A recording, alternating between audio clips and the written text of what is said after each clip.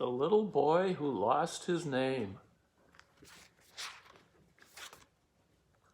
Dear Evan, we meet a lot of magical and wonderful creatures throughout our lives. These are just the first.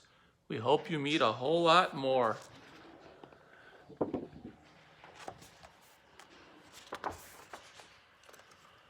One day, a little boy awoke, sat up and rubbed his eyes, looked over at his bedroom door and got a big surprise. His name, which he had stuck there, shock, horror, it was gone. What exactly was he called? Sam or Paul or Ron? He looked inside his closet. He peered in all his drawers. He searched underneath his bed, crouched down on all fours.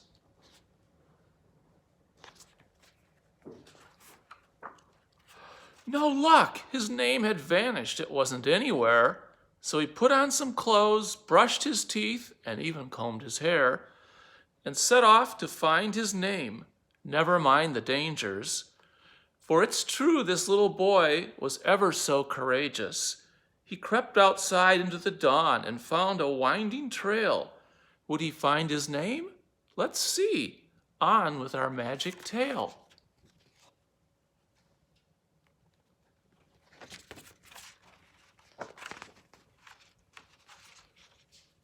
The boy met an enormous beast with a huge behind, who said, "Lost your name?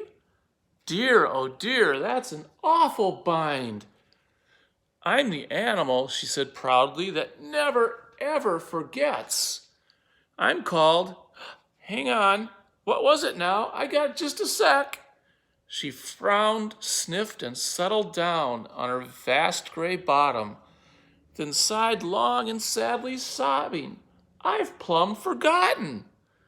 Now, the boy said kindly, "There's no need to feel so sore.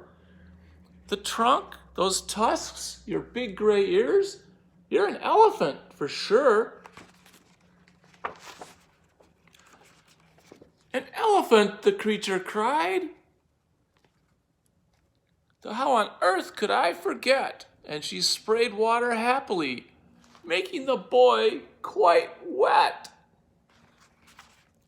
"But oh dear me, you still don't remember what you're called." And with a pen held in her trunk, the elephant quickly scrawled, "Here, an E for elephant. It might just help you out. Keep it safe and you'll find your name. Of that I have no doubt." There's the E.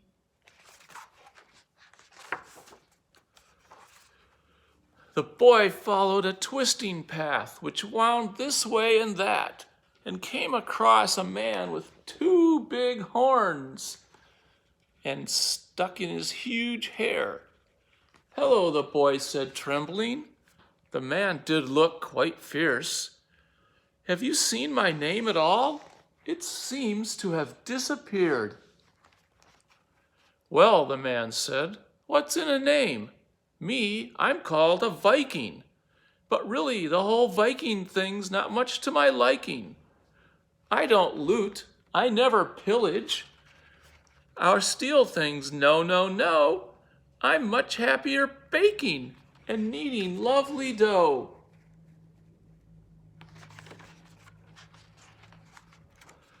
My friends all laugh, but I just don't like making people scared. All I really want to do is make delicious bread. "So," the boy said, frowning, "it's not what you're called that matters." "No," said the Viking, "it's what you do, like making great ciabattas. If you really want a name here, take this V. Now run. I need to check my baking. These cakes should just be done."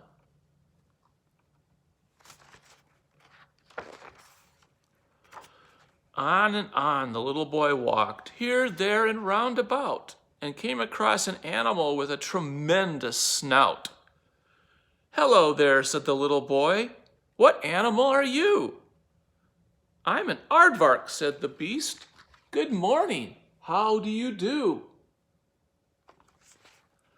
Not good, the boy said glumly. You see, I've lost my name. Oh, goodness, cried the aardvark. What a dreadful shame. The aardvark rooted busily nose down among the plants and said, Perhaps you'd join me for a tasty plaint of ants. Ants, said the boy, horrified. No, really, not for me. And he sat looking so gloomy, the aardvark took pity. Lost your name? It snuffled gently. Well, now that won't do. But there's no need to give up and sit there feeling blue. Aardvark starts with 2 A's. I can certainly spare one. I'm sure you'll come across your name before the day is done. So he's got 3 letters now. The little boy went on his way, up, down, and round, completely lost, but happy with the letters that he'd found. He smiled as he remembered the great characters he'd met and wondered how much crazier could this escapade get.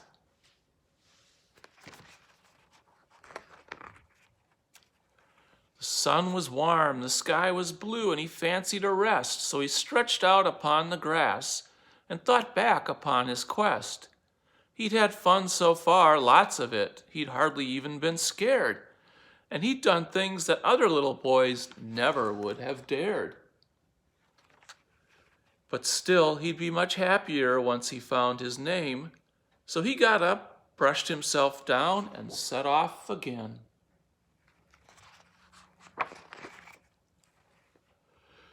The boy wandered along a shore with icebergs floating near and saw a huge, big creature with a horn just like a spear.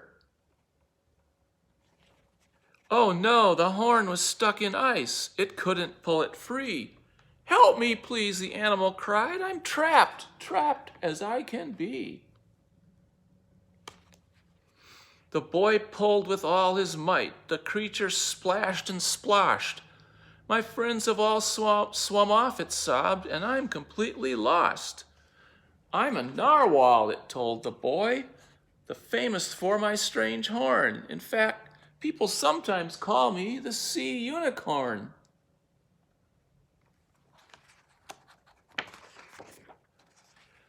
You've got 2 names, I've got none, the boy said. Oh, how silly. And with a final great big heave, he set the narwhal free.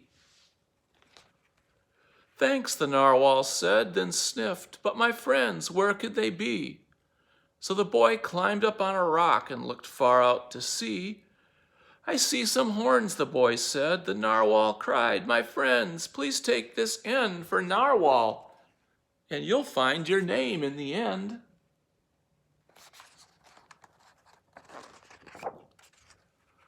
The little boy turned around and skipped back the way he'd come, past all the wondrous things he'd seen and all the things he'd done.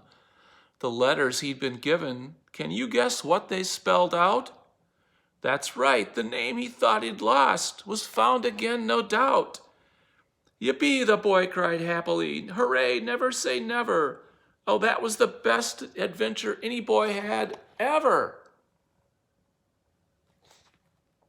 Up the winding trail he walked and crept back to his house, into bed under the shoes, as quiet as a mouse. He felt so tired and weary, yet also full of joy. What a quite amazingly courageous little boy called Evan. E-V-A-N. The end.